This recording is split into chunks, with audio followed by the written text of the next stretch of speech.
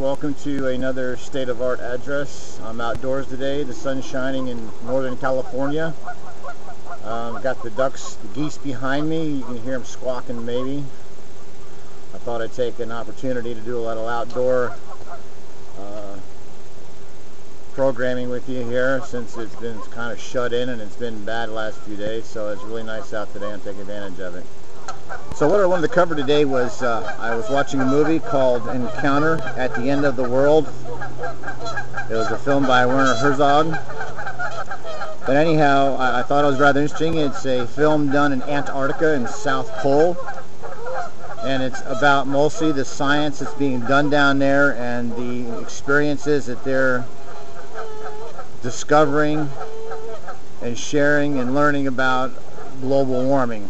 Now they have a lot of things they talk about. I'm going to cover briefly. They're looking at penguins, they're looking at the seals, the research they're doing to see the impact that global warming is going to have. They're also discussing or researching icebergs, which I thought was amazing. They show one clip on there. This iceberg is the size of Italy, or the continent of.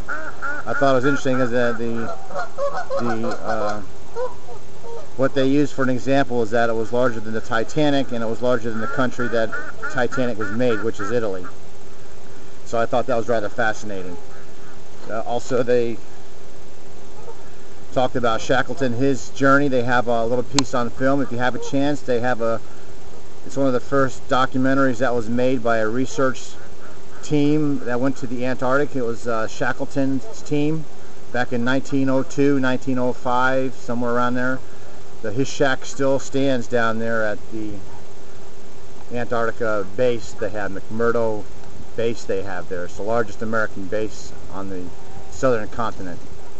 So if you get a chance, I encourage you to watch Encounters at the End of the World. I think you'll find it fascinating. If you really like nature programs, documentaries, I recommend it. It's really, I think, a very good documentary. It's probably been out for a while. I just happened to see it lately.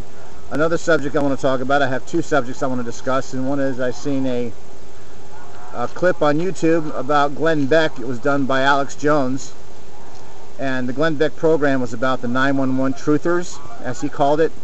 Now, he had a complaint because he tried to get a response from the White House, the Obama administration. It was about the a man who's the new green czar, as they call it. You know, it's kind of interesting, all these czars we're having lately. I'm wondering what country I'm living in, America or some communist country, or some autocratic country of the past. You know, czars very specifically to Russia, so I'm wondering if, you know, and I kind of tend to think that a lot of America is becoming the old Russia. Unfortunately, I think maybe the czar more of a dictatorship in that sense, but I don't want to get off on that tangent. The point was that Glenn Beck was complaining because he couldn't get answers to his questions, and he was knocking the 911 truthers, saying they have a right to complain and to seek the truth, but really their questions aren't valid because they were questioning the government and this duplicity in covering up the 911 tragedy at the World Trade Centers, where I thought was fascinating, because at the same time he thinks that his questions are more relevant than anybody else's. And that goes along with that, you know, is my problem once again with mainstream media. It seems like they get on these bandwagons and they have very limited and narrow-minded and very tunnel vision. Don't really agree with everything the Obama administration is doing, but unfortunately I didn't see the Republicans step to the plate and make a big difference, other than the fact they attacked the wrong country, and now we're in Afghanistan, which is the right country. It was about President Clinton. I favored it on my channel if you want to check it out, and it's all about Clinton defending his 8 years in office. And one of the comments that was made by the FNN Fox News was just about why he didn't do something then. And Clinton made a very clear point, stomped him, is that, you know, I tried my best to do Obama. I came closest than any other president to killing Obama, but I couldn't get approval by the CIA and the FBI to agree that Al-Qaeda was responsible for the bombings that were taking place in Somalia and these other countries. They were hitting embassies and so forth. Mainstream media is so biased that fair and equal coverage to newsworthy topics is the reason. The average citizen, American citizen especially, cannot make a reasoned assessment of critical news being covered, and the internet, I feel, YouTube especially does give more informed information of excesses, abuses, and corruption at so many levels of agencies, bureaucracy, and the government. You know, an example of this was that the Iranian citizens, for the first time, I really think they showed on a general citizen level the unrest and the complaints they had with their government in the election process. And for the first time in a foreign country, especially of a Muslim nation as we consider it, you know, they were showing extreme modes of protest that had never been known to the degree that we see in the past that was being done today.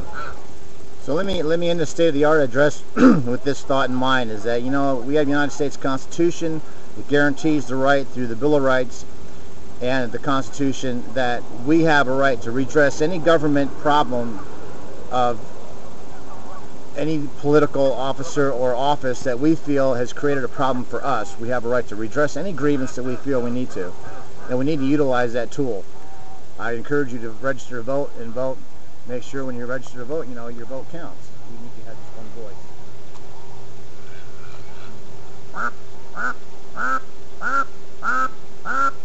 voice.